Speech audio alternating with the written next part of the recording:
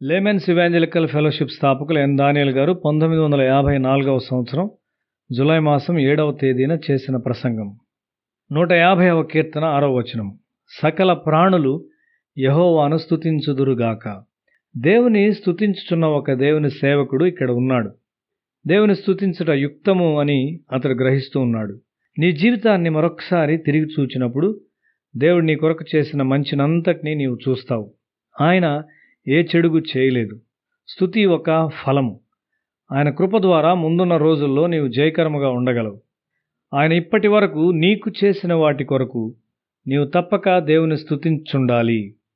అది ప్రభువుకు స్తోత్రము అని నీ పెదవులతో చెప్పుట కాదు.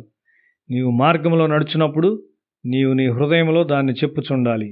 నీవు దేవుని స్తుతించినప్పుడు సాతాను నీ నుండి పారిపోతాడు.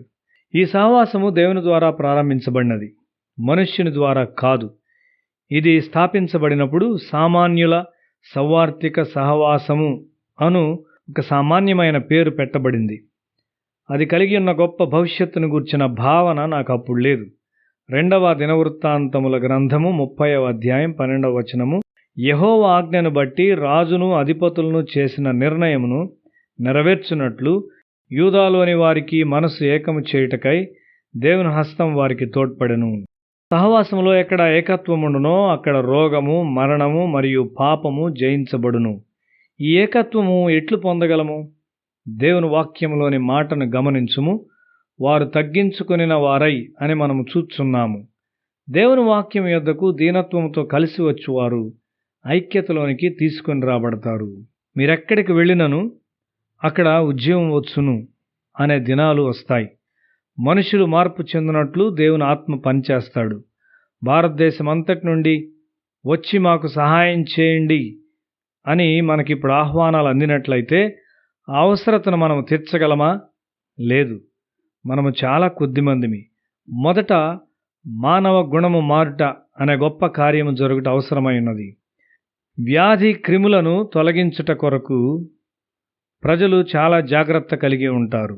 అయితే చెడు తలంపులు క్రిముల కంటే ఎంతో ఎక్కువ నాశనకరమైనవి.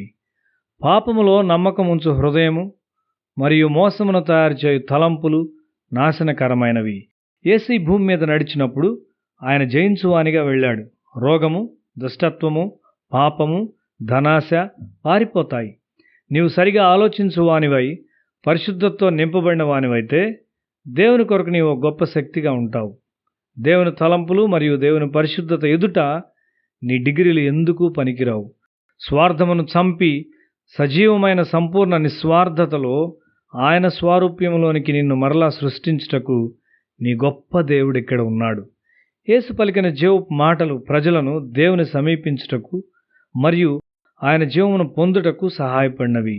దేవుని వాక్యమును నీలోనికి తీసుకొనుచు రూపాంతరం పొందినట్లు ప్రతి దినము నిన్ను నీవు సిద్ధపరచుకొనుచున్నట్లయితే దుష్టత్వమును నాశనము చేయు ఒక శక్తిగా నీవు తయారవుతావు. నీవు ఎక్కడ ఉన్నను అక్కడ సమాధానము, ఆనందము మరియు పరలోకపు సృజనాత్మక శక్తి ఉండును. ప్రార్థనలోనున్న ఒక మర్మమై ఉన్న శక్తిని నీవు నీలోనికి పొందుకొనవలనని దేవుడు కోరుచున్నాడు. గొప్ప విషయాల కొరకు యజమాని పాదముల యొద్ద నీవు సిద్ధపడాలి మరియు శిక్షణ పొందాలి. దేవుడు నీ కొరకు ఏర్పరిచిన సమయమునకు ముందుగా నీవు అడుగు వేయవద్దు. నీ జీవితమును పరీక్షించుకొని నీవు క్రమశిక్షణలో ఉన్నావో లేదో చూచుకో. నేను నీకు చౌకబారు ప్రోత్సాహం ఇచ్చుటలేదు. ఒక ఆత్మీయ క్రమశిక్షణ జీవితము కొరకైన వెలను నీవు తప్పక చెల్లించాలి.